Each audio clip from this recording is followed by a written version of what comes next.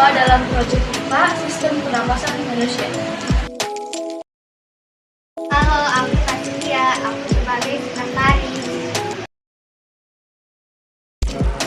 Hai, aku Salwa, aku sebagai model dan bendahara. Hai, aku Rinda sebagai kameramen. Hai, aku Sarah sebagai editor. Hai, aku Mubida. Aku Silsi. Kita sebagai anggota. Oke, kita lanjut ya guys. Jangan lupa like, subscribe, dan nyalakan tombol lonceng di bawah ini ya. Terima kasih. Baik teman-teman, ini adalah gambar sistem pernapasan manusia. Mengapa sih kita bernapas? Apa karena kita manusia? Ya. Tapi buat apa sih kita bernapas teman-teman? Mari kita lanjut. Respirasi atau bernafas adalah aktivitas memasukkan oksigen atau O2 dan mengeluarkan karbon dioksida atau yang disebut CO2 dan uap air yang disebut juga H2O. Oksigen ini dibutuhkan tubuh kita untuk melakukan proses metabolisme. Apa sih metabolisme itu? Metabolisme merupakan proses kimia di dalam tubuh untuk mengubah nutrisi menjadi energi. Berikut ini adalah urutan saluran pernafasan. Yang pertama adalah hidung, kedua faring, tiga laring, empat paru-paru, dan yang terakhir trakea. Kita mulai dari pertama ya teman-teman, yaitu hidung. Rongga hidung atau biasa disebut nasal cavity. Udara pertama kali masuk ke dalam sistem pernafasan melalui lubang hidung dengan mekanisme inspirasi di rongga hidung. Dari rongga hidung, udara selanjutnya mengarah ke faring, yaitu persilangan jalur udara dan makanan bertemu.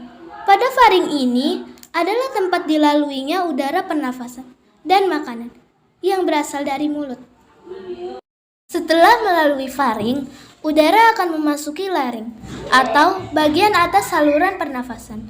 Di belakang lidah dan di depan laring terdapat epiglotis yang berfungsi mengatur masuknya udara dan makanan ke salurannya masing-masing.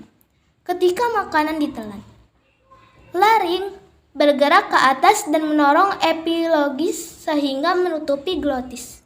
Apa sih yang dimaksud glotis itu? Glotis adalah bukaan trakea atau tenggorokan. Ketika makanan menuju lambung, glotis terbuka sehingga memungkinkan udara pernafasan masuk ke laring yang merupakan bagian atas dari saluran pernafasan.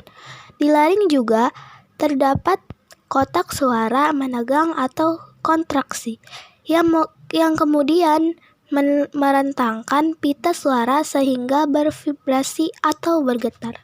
Dari laring, udara masuk ke dalam trakea. Trakea terdapat di dalam esophagus di daerah leher. Terdapat atas gelang-gelang tulang rawan.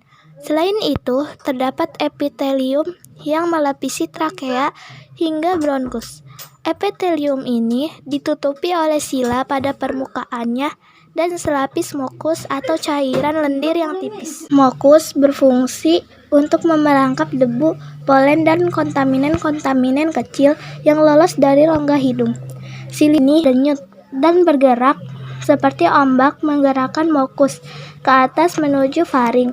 Tempat mukus tersebut akan ditelan atau dibuang dengan sengaja keluar melalui mulut.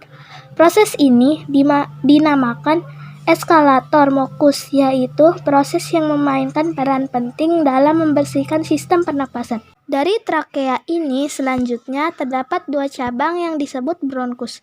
Bronkus masing-masing mengarah ke salah satu paru-paru. Bronkus bercabang-cabang. Di dalam paru-paru menjadi saluran-saluran kecil yang disebut bronkiolus.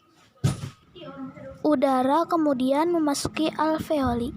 Kumpulan alveoli disebut alveolus yang merupakan gelembung-gelembung halus yang diselimuti pembuluh darah kapiler. Dalam hal ini terjadi pertukaran karbon dioksida dan oksigen.